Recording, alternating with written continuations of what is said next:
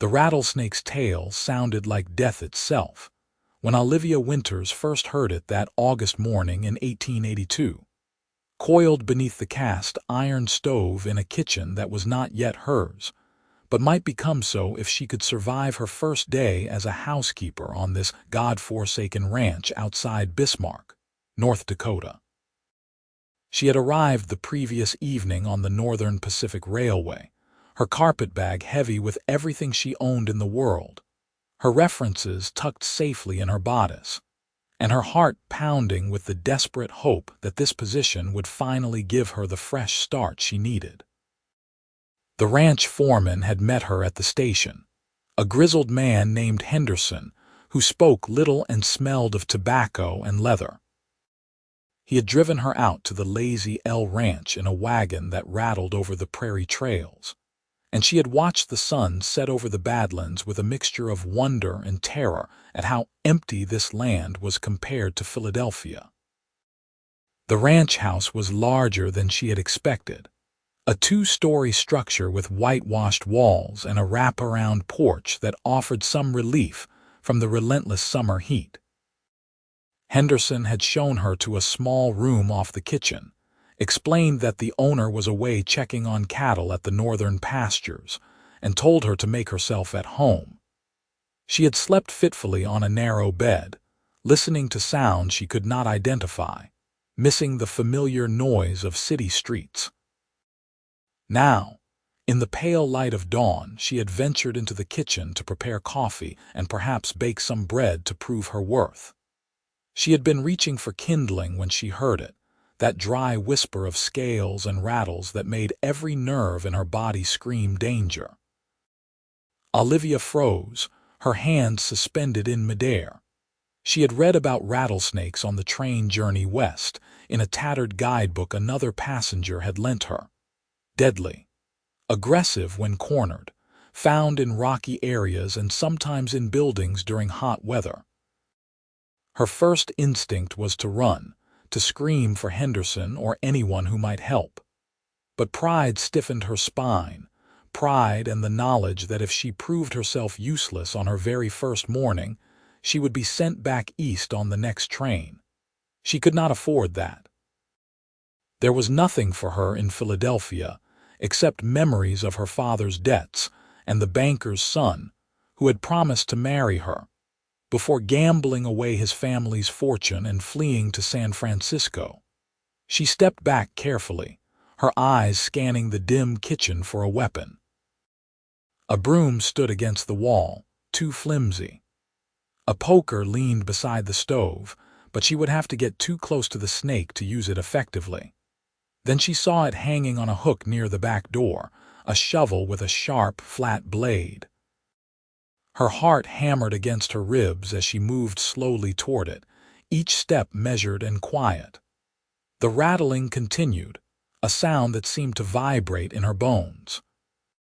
She reached the shovel and wrapped her fingers around the smooth wooden handle, feeling the weight of it, the solid reality of the tool in her hands.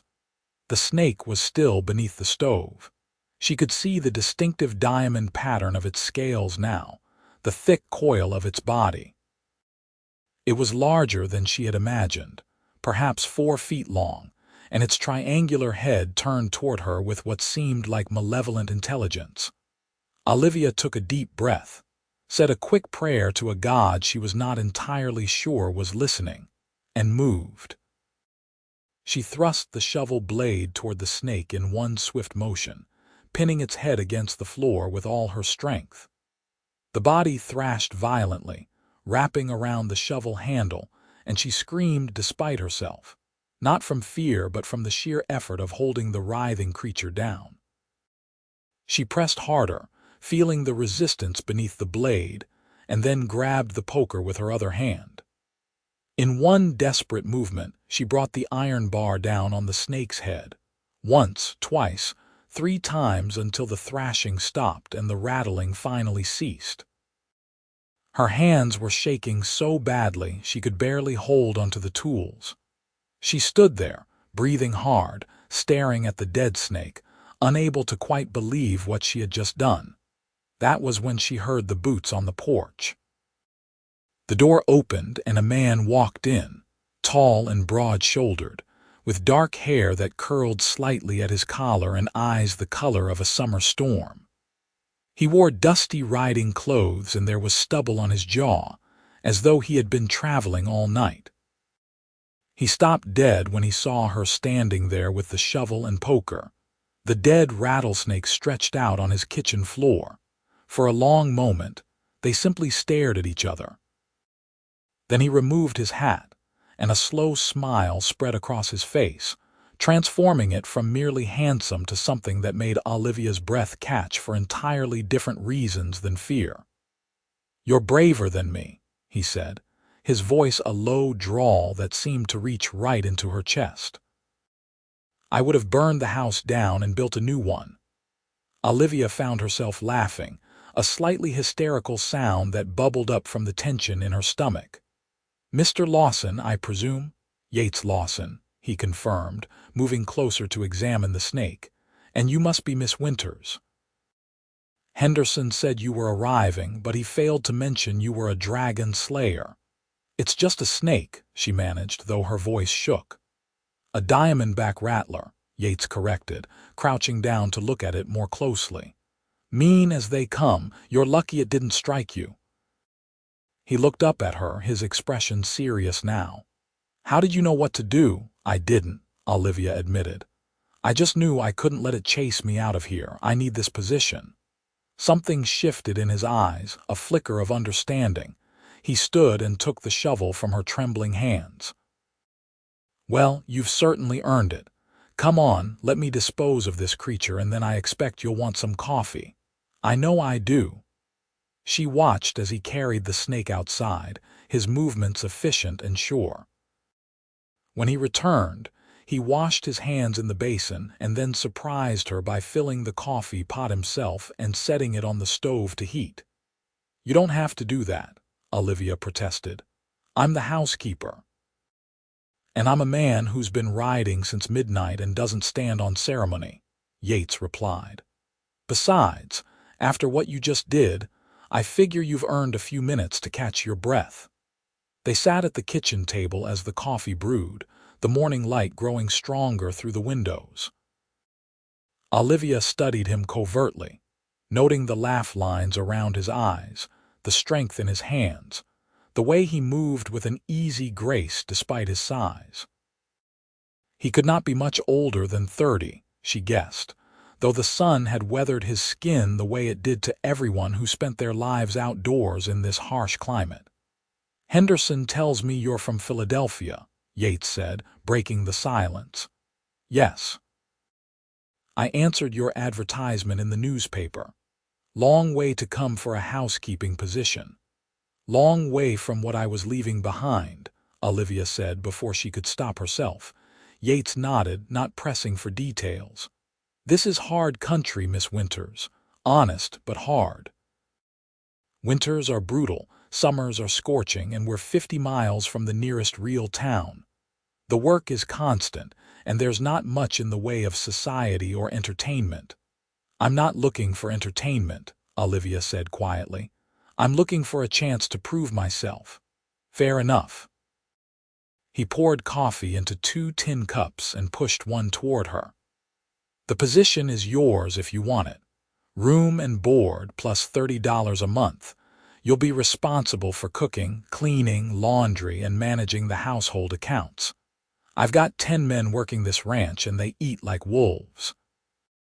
"Can you handle that?" $30 a month was more than she had made as a seamstress in Philadelphia, and she would have room and board besides. It was more than fair. "I can handle it. Then we have an agreement." Yates extended his hand across the table. Olivia shook it, feeling the calluses on his palm, the warmth of his grip. Something passed between them in that moment, a spark of connection that made her pull her hand back perhaps too quickly. If Yates noticed, he did not comment. Instead, he drained his coffee and stood. "I need to clean up and check on the horses. Take your time settling in. Dinner is usually around 6, if you can manage something for the men." "I'll manage," Olivia promised. She spent the rest of the morning exploring the kitchen, taking inventory of supplies, planning meals. The pantry was well stocked with basics: flour and cornmeal and dried beans, salted pork and preserved vegetables. There was a good smokehouse out back and a root cellar that stayed cool even in the August heat. She could work with this. By noon, she had bread rising and a beef stew simmering on the stove. She had scrubbed the kitchen floor until it shone and washed the windows until the prairie light streamed through clear and bright. She was hanging laundry on the line behind the house when she heard horses approaching. The ranch hands rode in for their midday meal, 10 men ranging in age from a boy who could not be more than 16 to a grizzled veteran who must have been pushing 60. They were dusty and tired, and they eyed her with open curiosity as they filed into the kitchen. Henderson made brief introductions. There was Sam, the youngest, all gangling limbs and eager smiles. There was Carlos, who spoke English with a Spanish accent and had kind eyes. There was Dutch and Swede, inseparable friends who finished each other's sentences. There were others whose names blurred together in Olivia's nervousness. They ate her stew without complaint, though without much praise either. Ranch hands were not, she was learning, effusive with their compliments.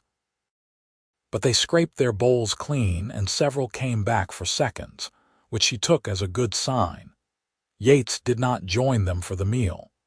Henderson mentioned he was dealing with a fence that needed mending in the east pasture and would likely be out until evening. Olivia spent the afternoon continuing her work, learning the rhythms of the house, mapping out routines in her mind. She baked pies using preserved cherries she found in the pantry, thinking the men might appreciate dessert. She prepared a roast for dinner, seasoned it with herbs from the small garden she discovered behind the kitchen, set it to cook slowly. The sun was lowering toward the horizon when Yates finally returned. She heard him on the porch, the sound of him stomping dust from his boots. When he entered the kitchen, he stopped and breathed in deeply. "Smells like heaven in here." Olivia felt an absurd flush of pleasure at the simple compliment. "Dinner will be ready in an hour." "Time enough for me to wash up then," he paused. "Miss Winters, I wanted to thank you again. For this morning, most people would have run screaming." "Most people would have been smarter than me," Olivia said, attempting levity. "No," Yates said seriously. "Most people would have let fear make their decisions for them. You didn't. That takes real courage." He left before she could respond, and Olivia stood in the kitchen feeling warm in a way that had nothing to do with the heat from the stove. Dinner was a success.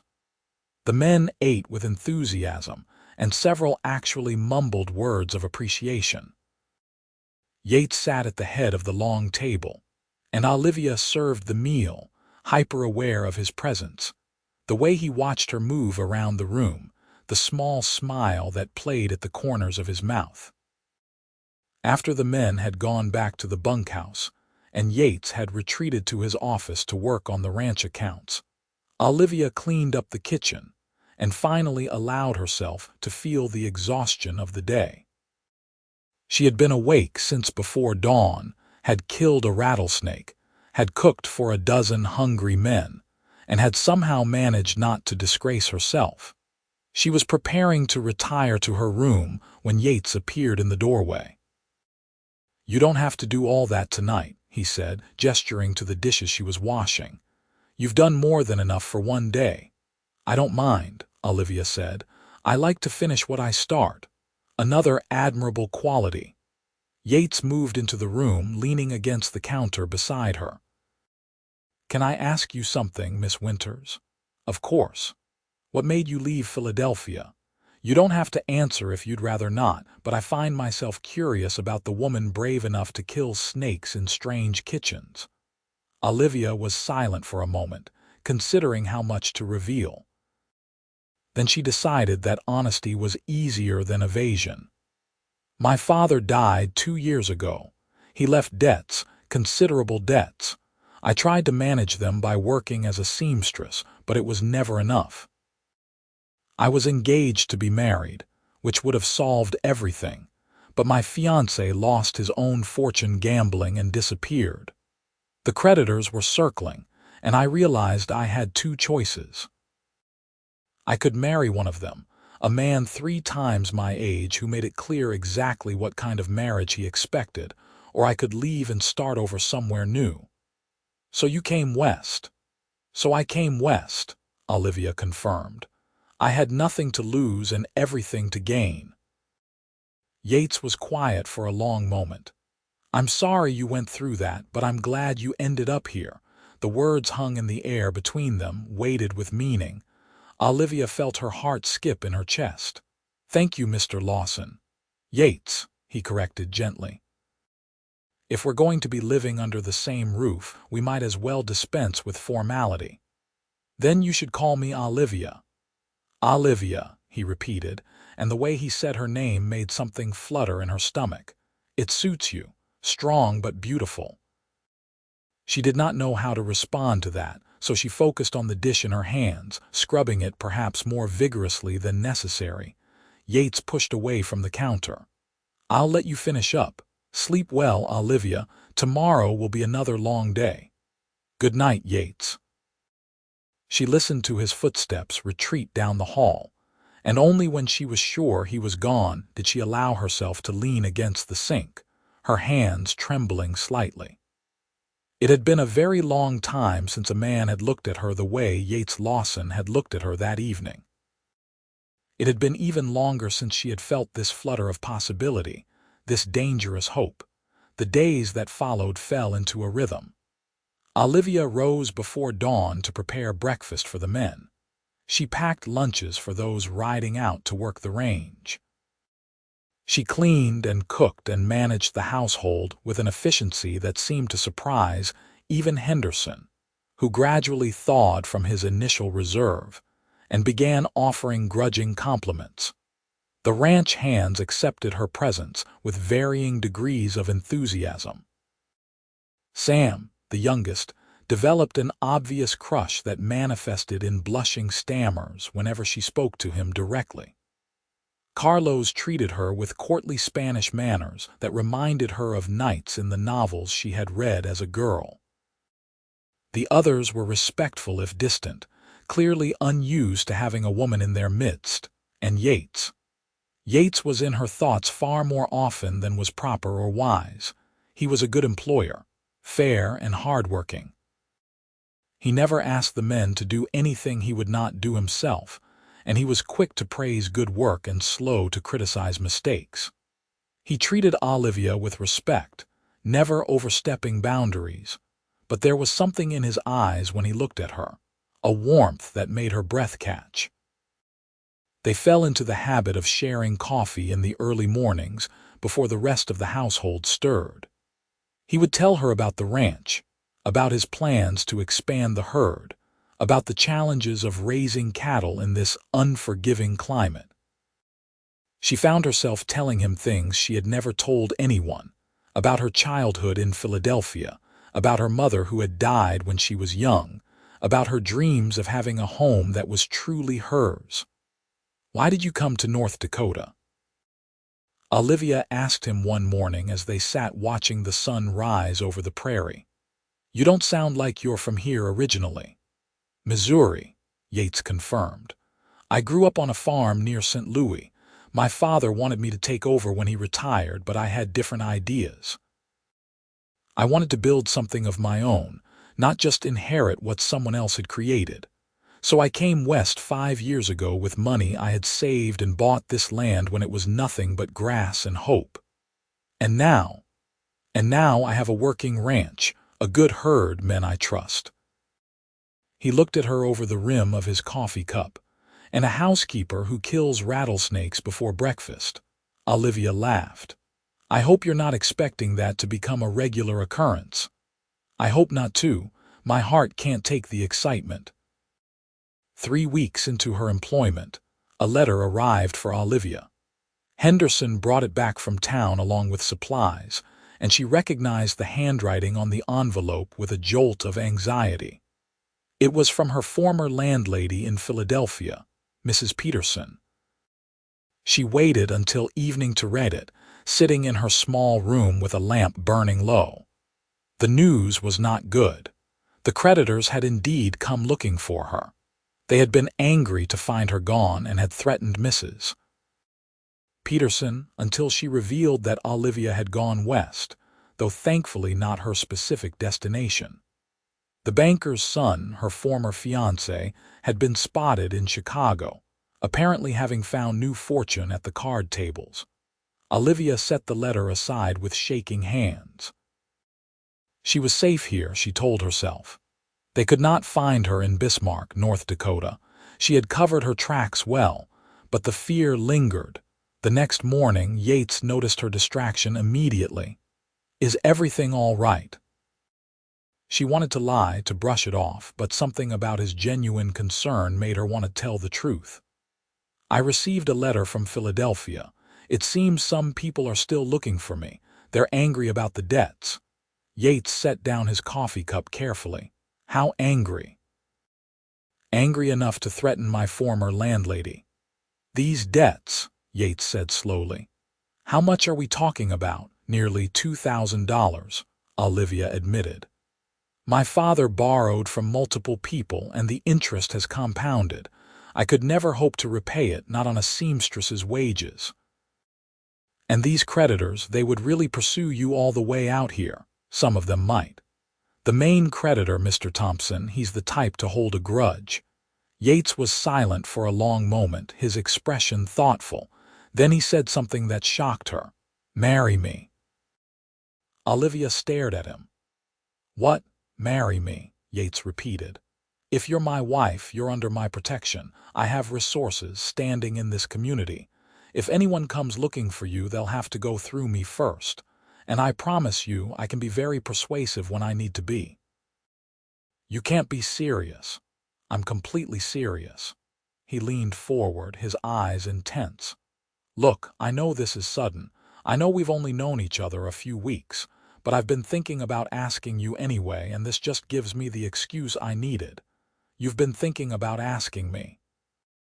Olivia's voice came out as a whisper.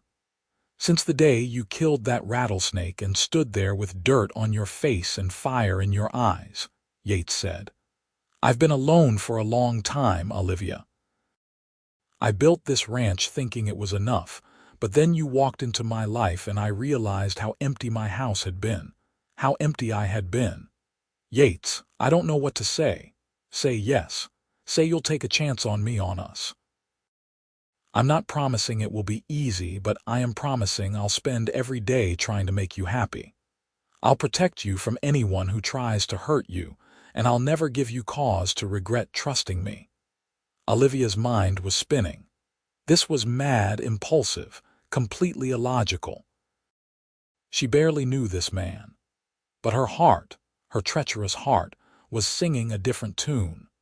It was reminding her of every morning they had shared coffee, every conversation that had stretched late into the evening, every time his hand had brushed hers and electricity had sparked between them. "What if I can't be the wife you need?" she asked quietly. "What if I disappoint you?" "Impossible," Yates said firmly. "You're the bravest, most capable woman I've ever met. You took a chance on a new life once already when you came out here. Take another chance now. Take a chance on me." Olivia looked into his eyes, those storm-gray eyes that had haunted her dreams, and she made her decision. Yes, the smile that spread across Yates's face was like the sun breaking through clouds. He stood and pulled her to her feet, his hands warm on her arms. "Yes, yes, I'll marry you." He kissed her then, a gentle kiss that held promise and hope and the beginning of something that felt like destiny. When they broke apart, Olivia was breathless and Yates was grinning like a man who had just won a fortune. "We'll go into Bismarck tomorrow," he said. "Get the license, find a preacher. Unless you want a big wedding." "No," Olivia said quickly. "No, I just want to be married to you." They were wed 3 days later in a simple ceremony at the Bismarck courthouse, with Henderson and Carlos standing as witnesses. Olivia wore her best dress, a blue cotton that brought out the color of her eyes, and Yates wore a clean shirt and a nervous smile that made him look younger than his years. The judge pronounced them man and wife, and when Yates kissed her this time, it was deeper and more thorough, a kiss that held all the passion he had been keeping restrained. The small group of witnesses cheered, and Olivia felt tears prick her eyes, but they were happy tears, joyful tears. They stayed in Bismarck that night, at the Grand Hotel, the finest establishment the town had to offer. It was hardly grand by Philadelphia standards, but to Olivia it might as well have been a palace. Yates had reserved the best room, and there were flowers on the dresser, wildflowers from the prairie, simple but beautiful. "I know this isn't what you probably dreamed of when you were a girl," Yates said as they stood awkwardly in the room, suddenly shy with each other. "A hasty wedding, a frontier hotel. It's perfect," Olivia said honestly. "It's real and true, and that's worth more than any fancy ceremony." Yates crossed to her, cupping her face in his hands. "I'm going to spend the rest of my life making sure you never regret this decision." "I could never regret you," Olivia whispered. Their wedding night was tender and sweet, a discovery of each other that left them both breathless and amazed. Yates was patient and gentle, taking his time, making sure she felt safe and cherished. When Olivia finally fell asleep in his arms, she felt more at peace than she had in years. They returned to the ranch the next day, and if the hands were surprised to find their employer newly married, they were too polite to say so. Henderson actually smiled, a rare expression that transformed his weathered face. Carlos made a courtly bow and kissed Olivia's hand, welcoming her as the new mistress of the house. Sam blushed so fiercely, Olivia worried he might faint. Olivia moved her belongings from the small room off the kitchen to the master bedroom upstairs, the room that Yates had occupied alone for 5 years. It was larger and airier, with windows that looked out over the prairie in 3 directions. There was a large bed with a quilt that Yates admitted his mother had made, a wardrobe, a dresser with a mirror. "It's not much," Yates said, watching her take it in. "It's ours," Olivia corrected. "That makes it perfect." The weeks that followed were the happiest of Olivia's life. She settled into her new role as wife and mistress of the ranch with an ease that surprised her. The work was still hard, the days still long, but now there was Yates to share them with. They would work side by side in the evenings, Olivia mending clothes or preparing the next day's meals while Yates worked on the accounts or repaired tack.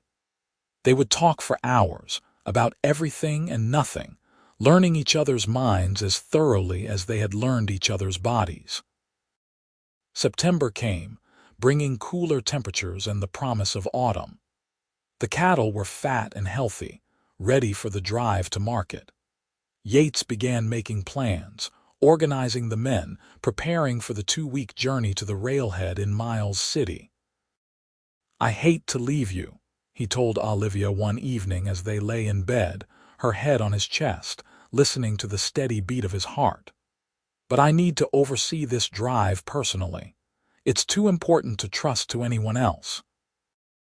"I understand," Olivia said, though her heart sank at the thought of being separated from him. "How long will you be gone? 3 weeks, maybe 4. 2 weeks there, a few days for the sale, 2 weeks back." "I'll manage the ranch while you're gone," Olivia promised. "Henderson can handle the men and I can keep everything else running." "I know you can.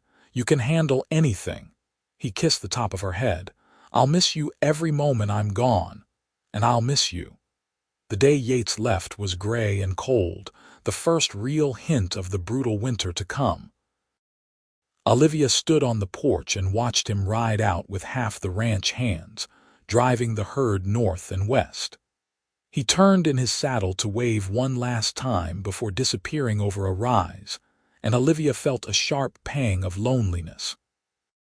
The house seemed emptier without him, too quiet even with Henderson and the remaining hands around. Olivia threw herself into work, keeping busy to avoid thinking about how much she missed her husband. She cleaned the entire house from top to bottom, organized the pantry, put up the last of the garden vegetables for winter. 2 weeks passed with no word, which was expected. Mail was unreliable at best in this territory. 3 weeks, and Olivia began watching the horizon anxiously, hoping to see dust clouds that would signal the returning men. It was Henderson who brought the news that changed everything. He rode in one afternoon in the 4th week, his face grave. Olivia knew immediately that something was wrong. "What is it?" she demanded, meeting him at the porch. "What's happened?" "There's been trouble in Miles City," Henderson said, dismounting slowly. "I got word from a traveler who just came through Bismarck. There was a stampede during the drive. Several men were injured." Olivia's heart stopped. "Yates, he's alive," Henderson said quickly. "But he's hurt. They took him to the doctor in Miles City. The traveler didn't have details beyond that. I have to go to him." "Mrs. Lawson, it's a 2-week journey. The weather is turning. You'd be better off waiting here." "I'm not waiting," Olivia said firmly. "I'm going to my husband. You can come with me or you can stay here and manage the ranch, but I'm leaving at first light tomorrow." Henderson studied her for a long moment, then nodded. "I'll come with you. We'll take the wagon, bring medical supplies. If he's badly hurt, he'll need care for the journey home." They left the next morning, Olivia and Henderson and young Sam, who begged to come along. The journey was grueling, the wagon jolting over rough trails, the nights cold and uncomfortable as they camped under the stars. But Olivia barely noticed the discomfort. All she could think about was Yates, injured and in pain, needing her. They reached Miles City 12 days later, dusty and exhausted. The town was larger than Bismarck, rougher and wilder, full of cowboys and soldiers and prospectors. Henderson knew where the doctor's office was, and he drove the wagon straight there. Olivia jumped down before the wagon had fully stopped and ran inside. The doctor, a middle-aged man with tired eyes, looked up from his desk. "I'm looking for Yates Lawson," Olivia said breathlessly. "I'm his wife." Recognition flickered in the doctor's eyes. "He's upstairs, second door on the right. He's been asking for you." Olivia took the stairs 2 at a time, her heart pounding. She found the room and pushed open the door. Yates was in bed, propped up on pillows, his left leg splinted and bandaged. His face was pale beneath his tan, and there were shadows under his eyes, but he was alive and awake, and when he saw her, his face lit up with such joy that Olivia felt tears stream down her face. "Olivia," he breathed. "You came. Did you think I wouldn't?" She crossed to the bed and took his hand, mindful of the bruises on his arms. "What happened?" "Stampede, like Henderson said. Cattle spooked during a thunderstorm. I got thrown from my horse trying to turn them. My leg got trampled pretty badly. The doctor says it's broken in 2 places." Olivia felt sick at the thought of what could have happened, how easily she could have lost him. "But you're going to be all right. According to the doctor, I'll heal. It'll take time and I might walk with a limp, but I'll recover." He squeezed her hand. "The real question is how you got here. It's a dangerous journey, especially this time of year." "I wasn't going to sit at home while you were hurt," Olivia said fiercely. "I'm your wife. My place is with you." Yates pulled her closer, ignoring his injuries, and kissed her thoroughly. "I love you," he said when they broke apart. "I don't think I've said that properly yet, but I do. I love you, Olivia Lawson." "I love you too," Olivia whispered. "So much it terrifies me sometimes." The doctor entered then, clearing his throat. "Mrs. Lawson, I presume." Your husband has been impossible to manage, insisting he needed to get home despite his injuries. I'll manage him now, Olivia promised. When can we move him? Not for at least another week. The break needs more time to set before he can travel, and even then it will be a slow, careful journey. We'll stay as long as necessary. Henderson found them lodging at a boarding house run by a widow named Mrs. Chen, who took one look at Olivia's exhausted face and immediately offered her best rooms and hot baths. For the next week, Olivia divided her time between the boarding house and the doctor's office, sitting with Yates for hours, reading to him from borrowed books, holding his hand as he struggled with the pain and frustration of forced inactivity. "I'm supposed to be taking care of you," he grumbled one afternoon. "Not the other way around. Marriage is a partnership," Olivia reminded him. "Sometimes you take care of me, like when you married me to protect me from creditors. Sometimes I take care of you like now. That's how it works." "When did you get so wise?" "The day I killed a rattlesnake in your kitchen," Olivia said, making him laugh despite his discomfort. Finally, the doctor declared Yates fit enough to travel, and they began the slow journey back to the ranch. They had to stop frequently to rest, and several times Olivia saw Yates grit his teeth against waves of pain, but he never complained. The weather held, mercifully, and they made it home just as the first snow began to fall. The remaining ranch hands greeted them with relief and concern. Carlos helped carry Yates inside and upstairs to their bedroom, settling him with pillows and blankets. Olivia immediately set about making him comfortable, preparing meals he could eat in bed, managing his pain with the medicines the doctor had sent. Winter set in with a vengeance, and the ranch was isolated by snow and cold. But inside the house, there was warmth and love. Yates healed slowly but steadily, first able to sit up, then to stand with crutches, finally to walk with a cane. His limp was pronounced at first, but it improved with time and exercise. Through it all, Olivia was by his side. She had never imagined that caring for an invalid could be an act of love, but she found deep satisfaction in helping Yates recover, in seeing him grow stronger each day. And Yates, forced into inactivity, found new ways to show his love for her. He would pull her into bed beside him, and they would talk for hours, sharing stories and dreams and fears. He taught her to read the ranch accounts so she could help with the bookkeeping. He planned improvements to the house that they would make in the spring, asking for her input on every detail. By the time the snow began to melt in March, Yates was walking without the cane most days, and Olivia had discovered she was pregnant. She told him one evening as they sat together watching the sunset from their bedroom window, "I'm going to have a baby." Yates turned to her, his eyes wide. "Are you sure?" "As sure as I can be without seeing a doctor. All the signs are there." He pulled her into his arms, holding her tight. "A baby, our baby. Olivia, this is the best news I've ever received." "You're happy." "Happy doesn't begin to cover it. I'm ecstatic. Terrified, but ecstatic." They made plans immediately. They would need to enlarge the house, add a nursery. They would need supplies, baby clothes, a cradle. Yates drew up designs, and as soon as the ground thawed enough for building, he had the men start on an addition to the house. Olivia bloomed with pregnancy, her body changing in ways that amazed and delighted Yates. He was attentive and protective, almost comically so, refusing to let her lift anything heavy or work too hard. She tolerated his hovering with good humor, knowing it came from love. Summer arrived, bringing heat and hard work.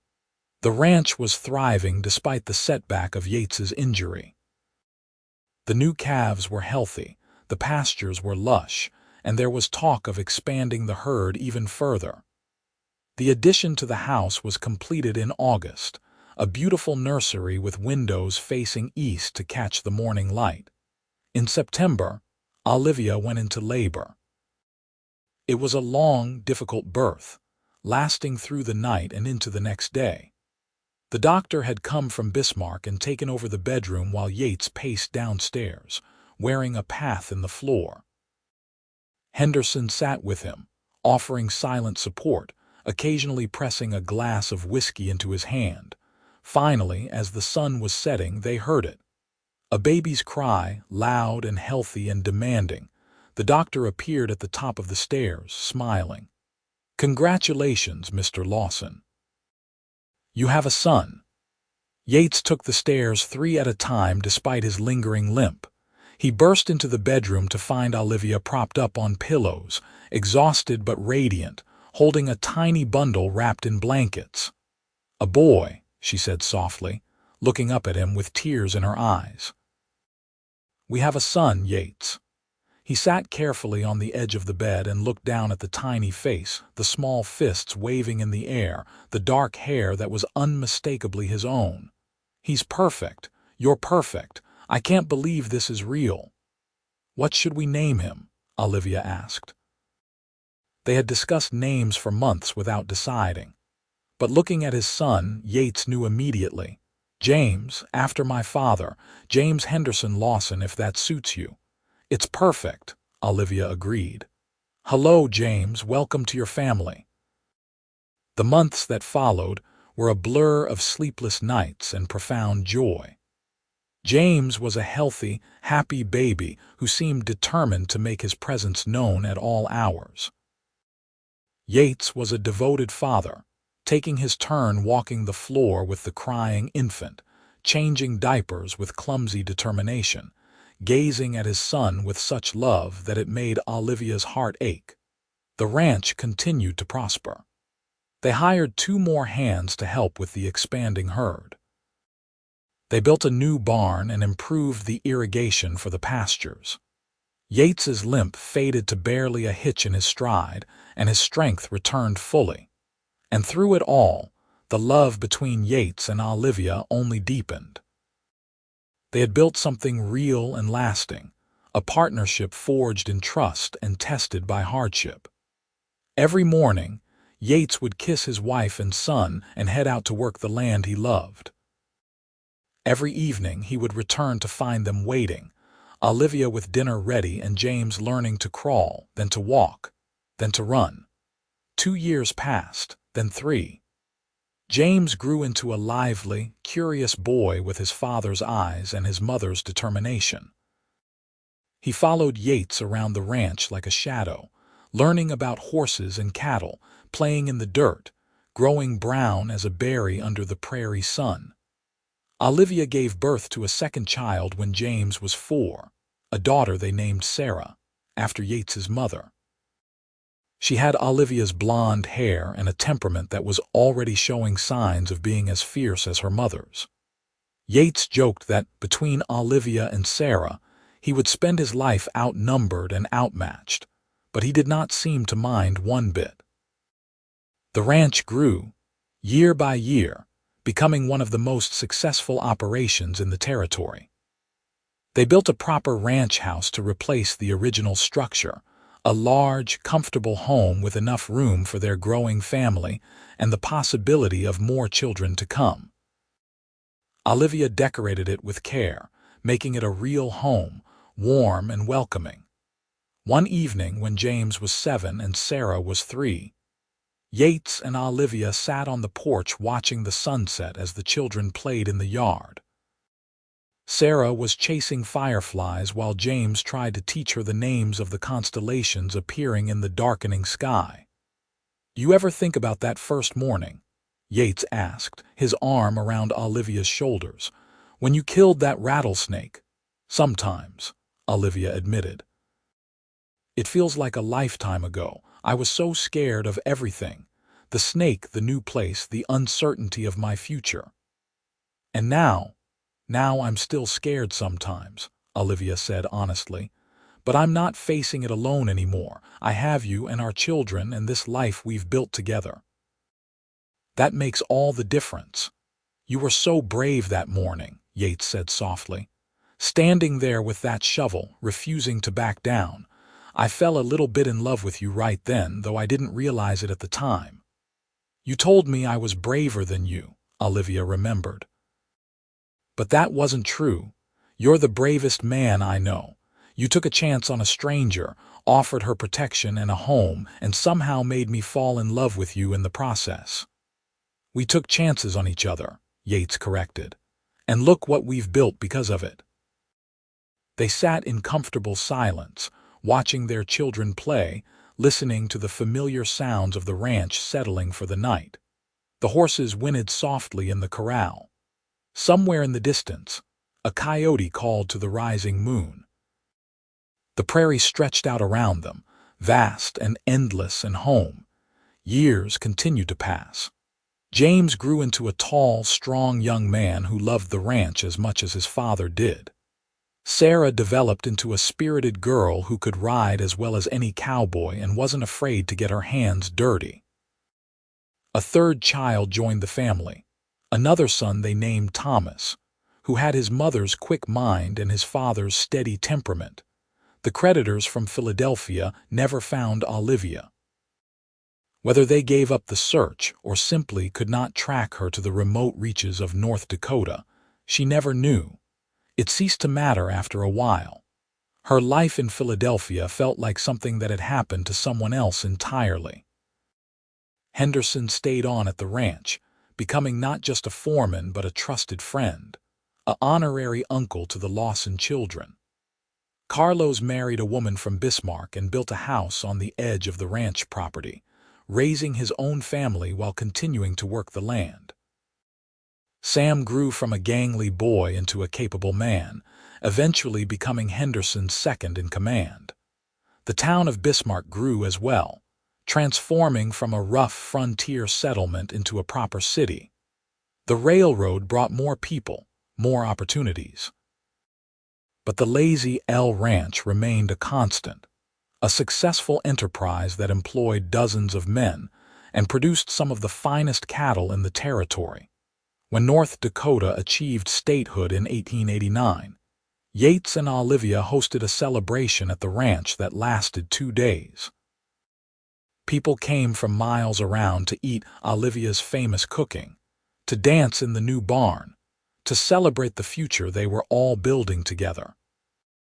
Olivia stood on the porch during the celebration, watching Yates dance with Sarah while James tried to teach the complicated steps to a pretty girl from town.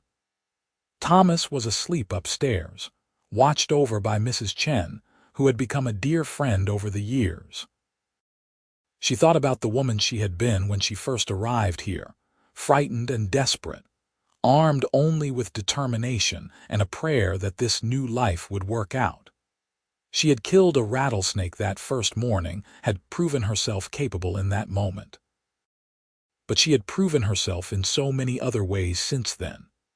As a wife, as a mother, as a partner in building something that would last beyond their lifetimes.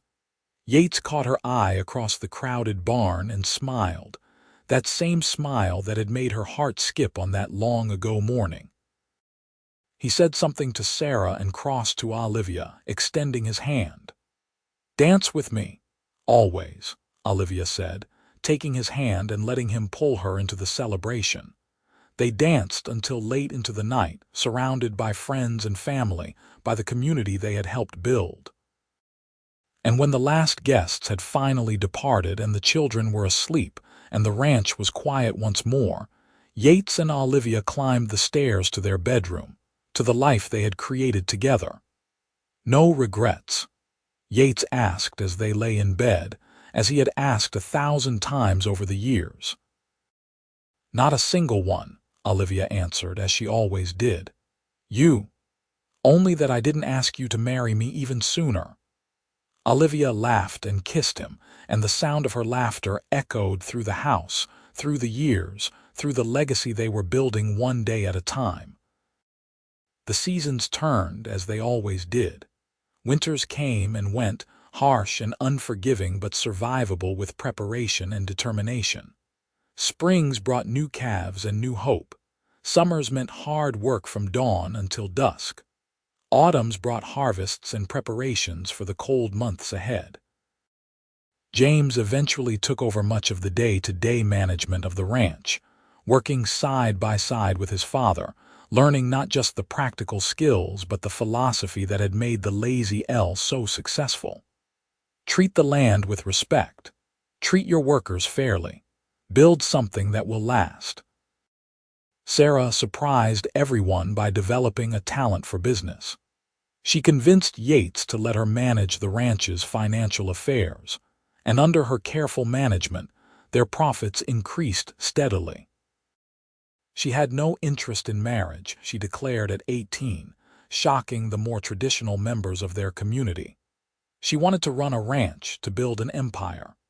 Yates and Olivia supported her ambitions without hesitation. Thomas, the youngest, showed early signs of wanderlust. He loved the ranch but dreamed of seeing more of the world. Yates recognized that restlessness, had felt it himself as a young man. He and Olivia encouraged Thomas to follow his dreams, knowing that the ranch would always be there if he chose to return. The years accumulated, each one adding new memories, new challenges, new joys. Grandchildren arrived, James marrying a schoolteacher from Bismarck and starting a family of his own. Sarah remained unmarried, but adopted 2 orphan children she met through charity work in the city, raising them with the same fierce love her mother had shown her. Yates's hair turned silver, but he remained strong and active, still riding out to check on the herd even in his 60s. Olivia's hands became gnarled with arthritis, but she still cooked Sunday dinners for the entire extended family, still managed the household accounts with Sarah's help, still planted a garden every spring. One evening, as they approached their 30th anniversary, Yates suggested they take a trip to the spot where the old house had stood, where Olivia had killed that rattlesnake so many years ago. The structure was long gone, replaced by the new house, but the location was still there, still part of the ranch. They rode out together on a mild September afternoon, just the 2 of them, as they had done countless times over the years. Yates helped Olivia down from her horse, and they stood looking at the spot where the kitchen had been. "I can still see you standing there," Yates said softly, "covered in dust, holding that shovel, looking at me like you weren't sure if I was going to fire you on the spot." "I was terrified," Olivia admitted, "of so many things. The snake, you, the whole situation, but also exhilarated somehow. I had done something I didn't think I could do, and I had survived." "You did more than survive, my love. You thrived. We thrived." Olivia leaned into him, and he wrapped his arms around her, as he had done 10,000 times before. "It's been a good life, hasn't it?" "The best life," Yates confirmed. "Better than I ever dreamed possible, and it all started with a brave woman and a rattlesnake. And a cowboy who said I was braver than him. I wasn't lying. You are brave, Olivia, braver than I could ever be. You took a chance on an uncertain future, on a stranger, on love. That takes more courage than I possessed." "We were brave together," Olivia said. "That's what made it work." They stood there for a long time, holding each other, looking out over the land they had worked together for 3 decades. The prairie stretched endlessly in all directions, golden in the late afternoon sun. Cattle grazed peacefully in the distance. Somewhere, they could hear James calling instructions to the ranch hands. The sound of children's laughter drifted from the main house, where the grandchildren were playing. This was their legacy. Not just the land or the cattle or the successful ranch, but the family they had created, the community they had helped build, the love they had nurtured through good times and bad. "Thank you," Yates said suddenly. "For what?" "For killing that rattlesnake. For staying. For marrying me. For building this life with me. For everything." Olivia turned in his arms and looked up at him, at the face she knew better than her own, lined now with age and experience but still achingly dear. "The pleasure has been entirely mine, Mr. Lawson." He kissed her then, softly and sweetly, and the prairie wind whispered around them, carrying the scent of sage and grass and home. The years continued their steady march. Yates and Olivia celebrated their 40th anniversary, surrounded by children and grandchildren and great-grandchildren. A sprawling family tree that had all started with one impulsive marriage in a Bismarck courthouse. They aged gracefully together, Yates still riding out to check on the cattle when his body allowed it, Olivia still managing the house with determination even when her strength began to fail. They had built something that would outlast them, and they knew it.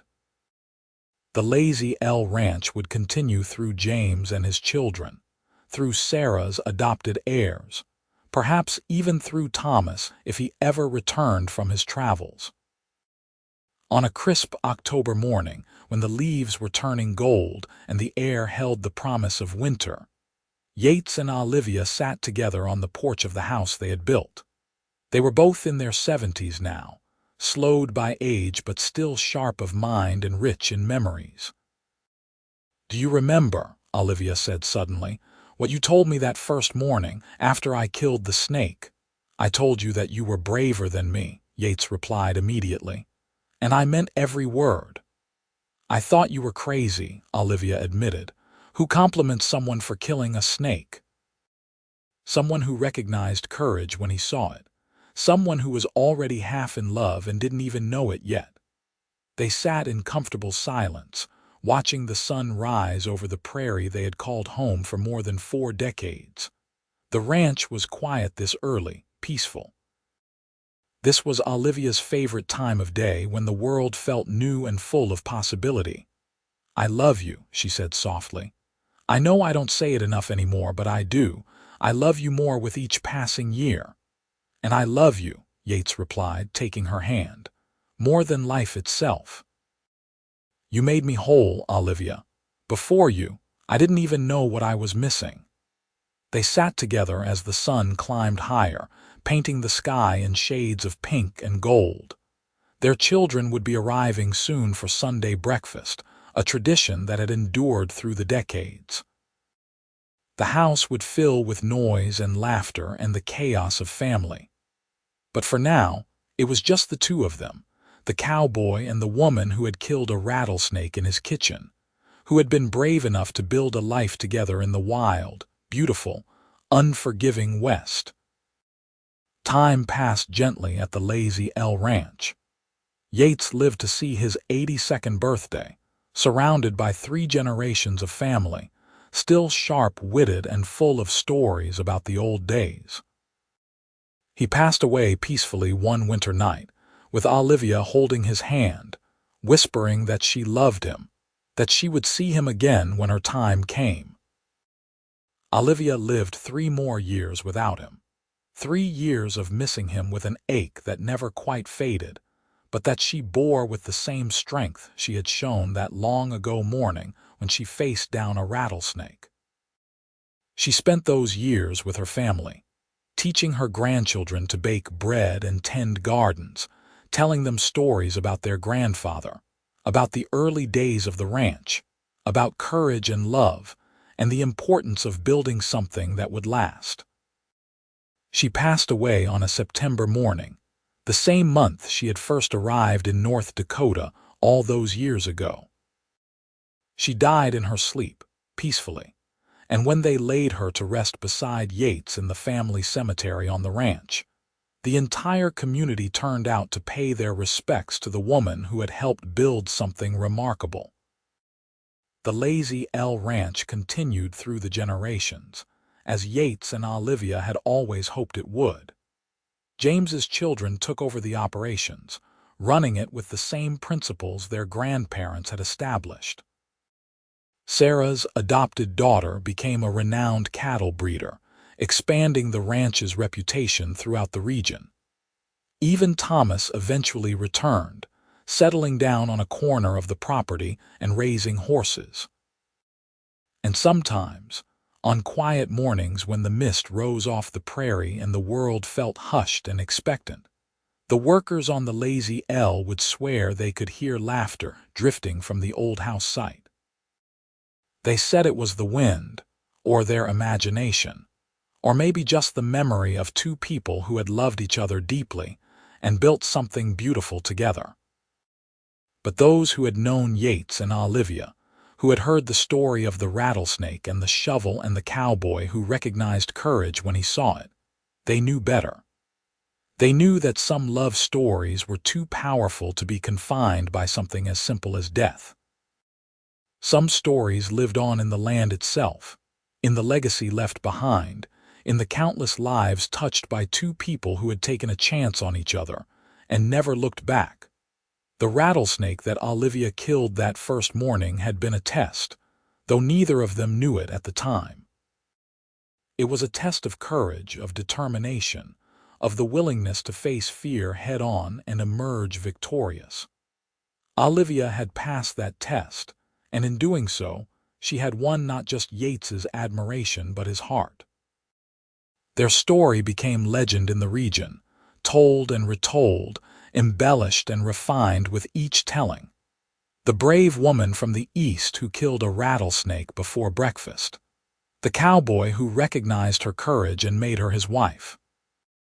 The ranch they built together, the family they raised, the legacy they left behind.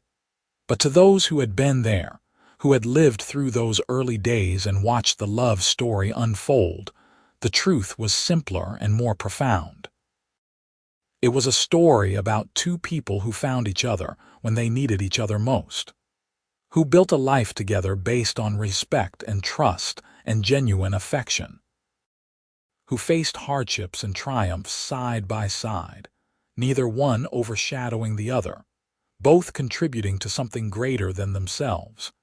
It was a story about the Wild West, yes, with its dangers and its beauty and its endless possibilities.